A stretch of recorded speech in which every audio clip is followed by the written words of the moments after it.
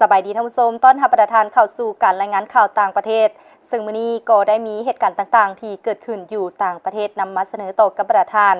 ทำอีนี้มาติดตามที่เหตุแผ่นดินไหวที่มีความแรง 7.1 ริกเตอร์เฮ็ดให้เวเนซุเอลาสั่นสะเทือน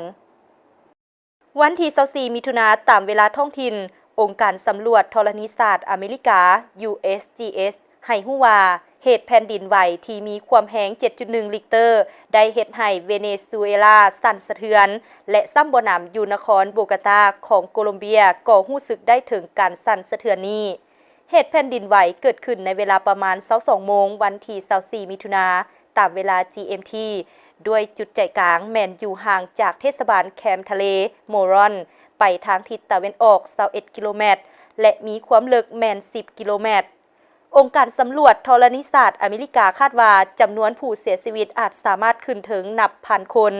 มาฮอดปัจจุบันวงการเจ้าหน้าที่ของเวเนซุเอลายังบ่ทันอัปเดตจำนวนผู้เสียชีวิตและรับบาดเจ็บถึงอย่างใดก็ตามอำนาจการปกครองเวเนซุเอลาก็ได้ประกาศสภาวะฉุกเฉินและปิดโรงเรียนสนามบินจำนวนหนึ่งในขอบเขตที่ถูกผลกระทบจากเหตุแผ่นดินไหว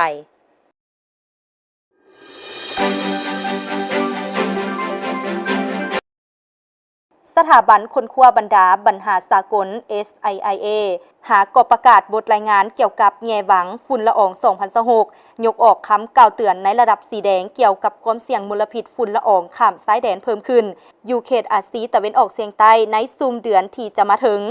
ตามบทรายงานแล้วบรรดาประเทศรวมมีมาเลเซียบรูไนอินโดนีเซียและสิงคโปร์อาจจะต้องเผชิญหน้ากับสภาพฝุ่นละอองอย่างร้ายแรงโดยเฉพาะแมนระยะจุดสุ่มในเดือนสิงหาและเดือนกันยาปีนี้นี่ได้รับถือว่าแมนครั้งที่2ที่ SLLA